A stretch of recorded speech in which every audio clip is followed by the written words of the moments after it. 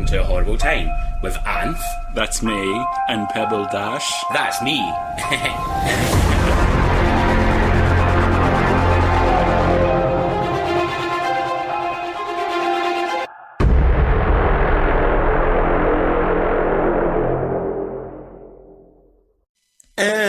Hiya. Hello, how are you? I'm good, hon. How are you? Good. Awesome. What's been happening? Are you looking forward to going back to work finally? Oh, yes. I can't wait. So Anth has a job in a cosmetics company, and he's been off for ages, so he's looking forward to going back to work, and I'm looking forward to getting the house to myself so I can finally get murdered. There's no chance of me finding a dark strapping man to kill me while you're in the house. No, that's true. I'd cramp in your style. I know. So what are we talking about this week? This week we've got some news for you. Mm-hmm. But we're also doing a little mini dive into some films by the Soska Sisters. Oh, great directors, terrible actresses. It has to be said. Yeah, we'll talk about that a bit later. Yeah. So what's the news, Bab? Oh, so this is really exciting. Texas Chainsaw Massacre is getting the Halloween treatment. So it is a direct sequel to the original is coming out. Mm-hmm. And it is focused on Old Man Leatherface. So the details are quite scarce at the moment, but they are bringing back Sally, the original final girl. Yes. But the actress Marilyn Burns passed away in 2014. So they've recast her with Alwyn Forere. What? Alwyn Forere. You're making that up. I am, because I can't pronounce the name. Let me see this name. It's Irish. Let me see. Forere. Ferrari? Ferrero Rocher. Oh, I love Ferrari Rocher. Me too. I used to love the mint ones back in the day. Well, she's got a gorgeous Irish name, but unfortunately none of us can pronounce it properly. No. I'm sure somebody will correct us. Please comment and give us the phonetic spelling. Yeah, because I just don't know it. Sorry. That is exciting. So is Sally... So if it's going to be quote-unquote old man, Texas Chainsaw, is this actress older that's been cast? Yeah, she's older. She was in Mandy. I can't remember. I think she... Now, was like Mandy the one with Nick Cage? Yeah. Didn't watch it. Yeah. But... I tried to and I didn't like it, sorry. Yeah, fair. I mean, Nicolas Cage is doing his little thing just now, isn't he? He's living his best life. He's doing all these weird independent horror films. Yeah, it's quite good fun, for him. actually.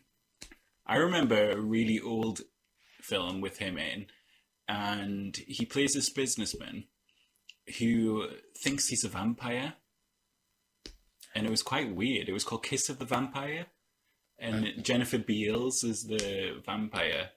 But it kind of like makes you think, is it all in his head or is he actually a vampire? He like suffers a psychotic break. So was he a vampire? It's ambiguous to whether he was or not. Ooh.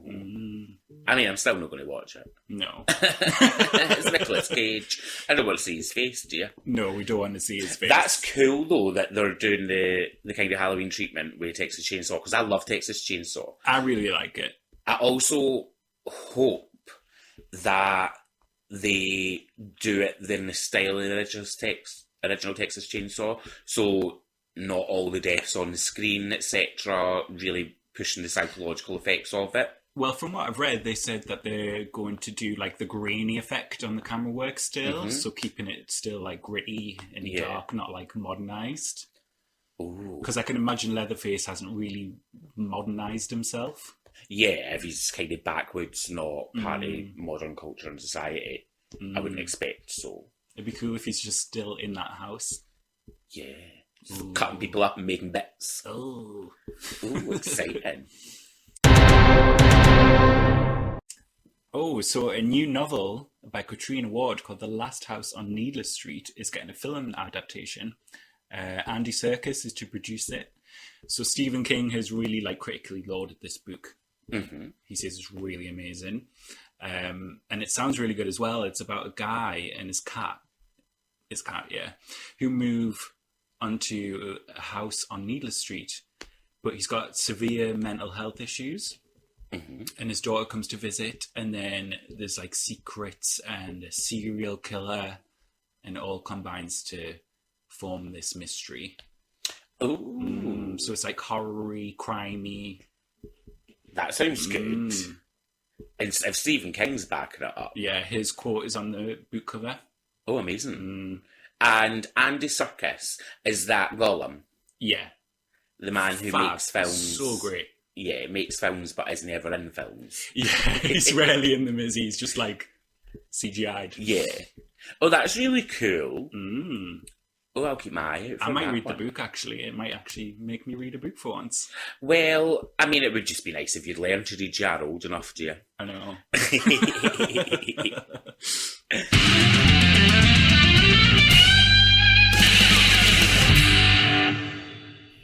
As we said at the start, we're going to be doing a little bit of a chat about the Soska Sisters.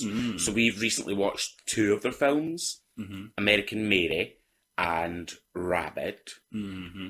I preferred American Mary. I preferred American Mary as well. Yeah. Yeah. I saw that when it first came out, and I really enjoyed it then. I deliberately didn't watch it because I feel like the Tell us why. advertising, Yeah. the way it was advertised, all the promotion for it made it look like a really rubbish B movie about a nurse. Like it was very fetishized, and I get why now, having watched it, but it didn't. None of the kind of promotion for it really related to the movie. Yeah, it was very much just like her on the front poster holding a saw with the arms crossed. Yeah. It was like, oh, how is this American Mary? Yeah, exactly. It gave me like Nurse 3D vibes. Yeah. So I was a bit put off, but I did watch it because you obviously really liked it, and I actually really enjoyed it. So what did you like about it then? So, female lead. We always like a female lead, We do, especially yeah. when they're good. And Catherine Isabel can be hit or miss, but she was very good in this. I enjoyed the kind of the reversal of how general power is and patriarchy and things like that. I enjoyed that female perspective of fighting back. I like that it was about body modification because it's something that I'm interested in, obviously, ears. And I liked the way the story played out. I felt like you were able to connect with her, even although it was kind of brief what the before. I was find it easy to connect with Mary's character. Yeah. I liked the setting. I liked the way it was filmed. I liked cinematography. I think it looked really clean and modern. Yeah. I liked some of the effects. So, not all of them. I liked the effects on the Betty Boop looking character. Yeah. I thought they'd done that really well. And just, I feel like the exploration of female sexuality and other people's, well, men's perceiving and understanding of female sexuality. So obviously there's a woman who has her nipples removed and has her vagina mostly closed up Yeah. because she wants to look the way she looks for herself and doesn't want to keep being sexualized by people. Yeah. So I thought that was a really cool take on it. It was really different. What about you? What do you like about it? Well, I really enjoy Catherine Isabel. I first saw her in Ginger Snaps Boo. years and years and years and years ago. She's kind of grown into a screen queen, arguably. And I really enjoyed her in this. I thought she brought a really good nuance to Mary because she's quite aloof. And she's really deadpan, and I enjoy that kind of humour. Yeah. Like, it's highlighted when Beatrice turns up to her work. Yeah. And she's like, what are you doing here? And I'm just like, that is so funny, because that's what I would do. Yeah. And I agree with you. It's a very female-driven film, which obviously I enjoy a lot. Quite like disturbing in some places, but not the body modification. The rape scene is pretty like, ugh. Yeah. And then you kind of see Mary's like psyche kind of like go all over the place, which I enjoy as well. And the body modification gives her the power because she becomes respected but also feared. Yeah. Yeah. I really enjoyed Beatrice. I thought that actress was amazing.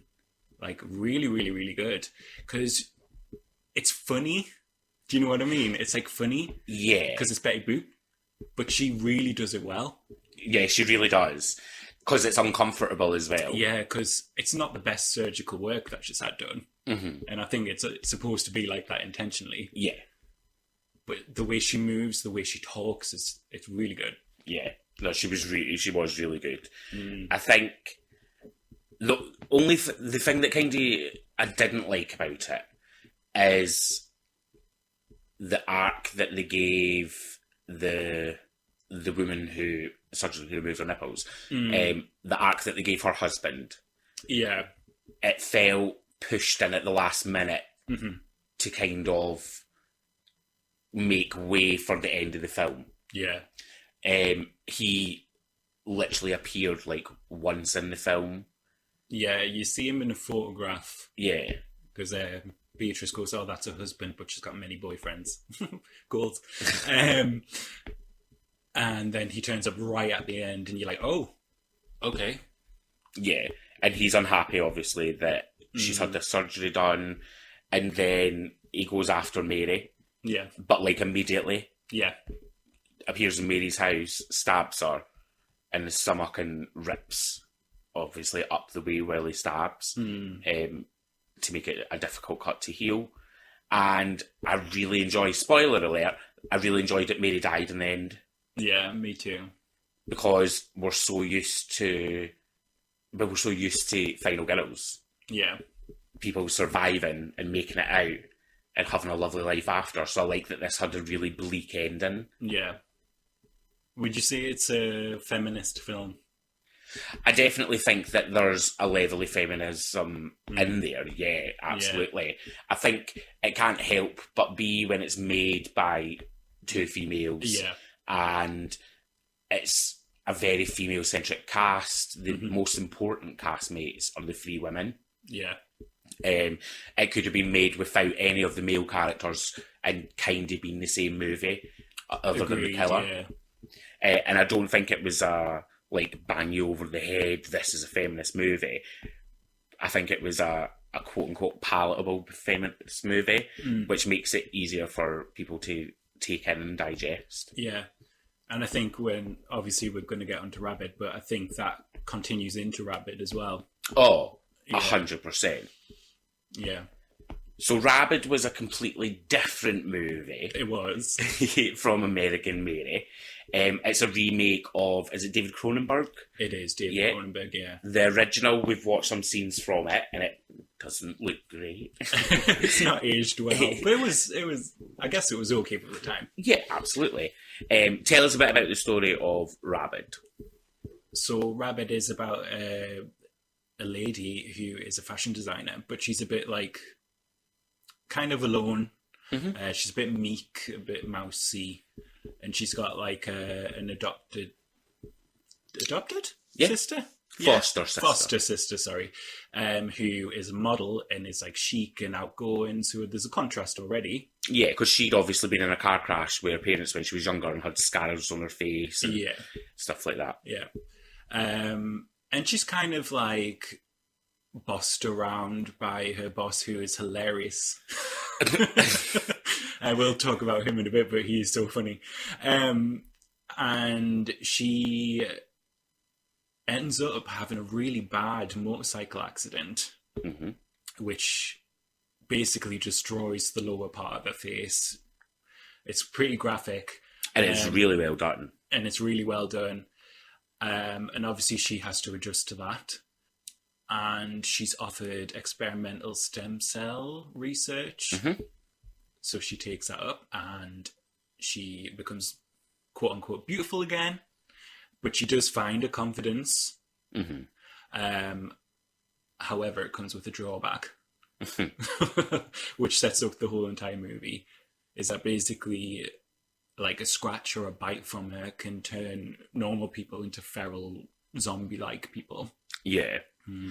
And she has bits in her body that she can't control, parts of her body. So extra sets of teeth. She's got a succubus under her armpit. It's surreal. Yeah. It never really fully explained. It's sort of explained at the end, but it's kind of a convoluted explanation. Yeah, so you're still a bit confused. I actually enjoyed it. Didn't think I was going to.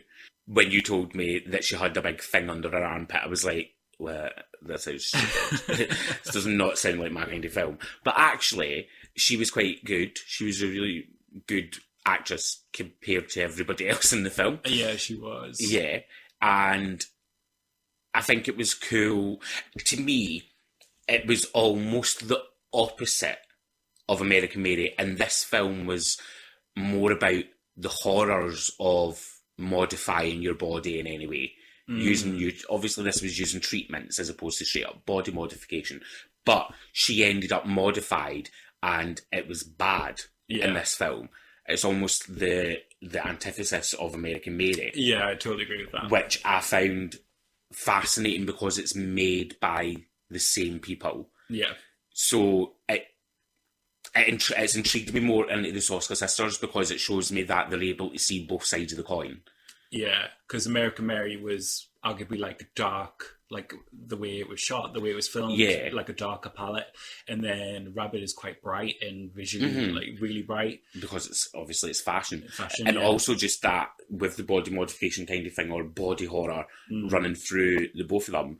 In the original, obviously, Mary used body modification as revenge, but also used it to help people to feel like they'd become their finally fully evolved selves. Yeah. Whereas in, what's it called? Rabid. Whereas in Rabid, it was using this newfound treatment with stem cells and actually it adapted her bodies in ways outside her control and caused problems for her. Yeah. And you're right, it does get a bit convoluted at the end. The guy who she works with, who she's attracted to, is involved with the doctor somehow. Yeah. It did get a bit convoluted at the end. It went a bit west. But I really enjoyed it. I really liked it as well. The only thing that I thought was bad was the thing under her arm. It was a bit... it was a long pink tube sock, wasn't it? Yeah, like I think it's supposed to be like sexual. Yeah, and it was the way you phallic. see it like open. Yeah, it was very phallic and stuff. But it was, I don't think it was very well done. If you look at the effects of her jaw and her face when her mouth had to be super close and stuff, that was amazing. Yeah. And then there was this big pink tentacle thing. It just didn't look as good as the rest of it. Yeah, but I felt like, as much as we loved American Mary, we loved her as a character. Yeah. Even though she was aloof, I felt a sense of endearment because she'd been through this traumatic rape and we understood where it come from. Yeah. I didn't find the main character in Rabid as likeable. I don't think she was as likeable either. But I think that's deliberate. Yeah. I mean, it's not that I disliked her. I just didn't think she had the same, like, pull as Mary did for me. Yeah. Because I very much relate to Mary. Absolutely. You're a psychotic freak. But she was good, though. This lady, I don't know the character's name. I can't remember her. Something blonde and Canadian. I just remember the model name, Chelsea. I remember her. Yeah, and she was English, and she was called Chelsea, original. She wasn't bad, but she was very Emily Blunt in The Devil Wears Prada. Like her as well, doesn't and she does look a bit like her as well. Like, I had to double take at first. I was like, how have they got Emily Blunt? I know. But no, overall, really good. And I think it's two good bodies of work from the Soska Sisters. I think their eye for detail, I think their storytelling and what they want to share with the world is important because it's very feminist. It's very entrenched in feminism. It's very entrenched in kind of real life. Yeah. Obviously, yes, there's all these extremes within it, but it's the first one is a woman who's been raped and is out for revenge. The second one is a quote-unquote ugly duckling and the danger in seeking beauty. Yeah. So, very similar in that way. I wish that they wouldn't put themselves in cameos. In American Mary, they play German... The Demon Twins of Berlin. Yeah. Not great. No. Sorry, ladies. I love you, but you're not that great. Yeah, love them, but no. They were fun in Rabid, though, because they were just vapid. Yeah. Like, they were just, like, arseholes. So they were pretty fun. That was more fun. Yeah. But still no. Yeah. Just, yeah, that's not for me. But I kind of like it in a way, because it's kind of like their weird continuity. Like, yeah. Because you noticed that they used the same music in American Mary and yes, Rabid. in American Mary and in Rabid, they used Ave Maria. Yeah, at first we thought it was lazy, but maybe it's their, like, continuity. Yeah, because in the first one, it was used to syncopate against Mary's skills becoming better. So the first, it's used 3 times, I believe, in American Mary. And the first time, it's a kind of screechy version. It's not a very clean version. The second time, it's a bit cleaner. And then the third time, it's beautiful. And that's Mary's reached her peak. Yeah. And then in this, it was used at the end of Rabid again. Yeah. And it felt eerier because of the situation at the end of Rabid. So obviously, she's locked up in this glass cage, very Hannibal Lecter vibes, which I appreciated. So yeah, that might be something that they do. Yeah. They might use it in all their films. Kind of in their, like, universe. Yeah, absolutely. But I would definitely recommend it. If you're a fan of, like, body shock, body horror, it's very worth checking out. Or if you're a fan of feminist themes in films. Yeah, in and horrors. both are very queer. Yeah, I would definitely say they're very queer. I totally relate to them. Yeah, I think there's some level of very clear queerness. So obviously, like, in Rabid, the fashion director is obviously gay and so fabulously camp. He's very the MC from Cabaret. Yeah. That's just what he reminded me of through the whole thing. But it's also got 2 strong female leads and that female eye, which also I think is easy to relate to a queer experience. Yeah. So yeah, absolutely, I would 100% recommend that everybody checks them out and checks out the Soska Sisters on Instagram. Yeah, definitely. Awesome. Well, this has been a Can't We Chat Bar. Oh, it has. So we're actually recording 3 podcasts today. So we're going to go and have a coffee, and then we're going to record another one. Oh, I'm excited. Oh, I'm not telling you what it is. We're not telling you. Well, I hope everybody had an absolutely horrible time, and we'll see you soon. Bye. Bye. You can follow the podcast at A Horrible Time Podcast on Twitter and Instagram. You can follow your host Anthony at Anthony Detro on Twitter and at Diamond Hardskin on Instagram. You can follow Pebble at It's Pebble Dash on Instagram and Famous Cunt on Twitter. Recorded by Pebble and Anth, mixed and mastered by Pebble Dash. Artwork by Graphic Design.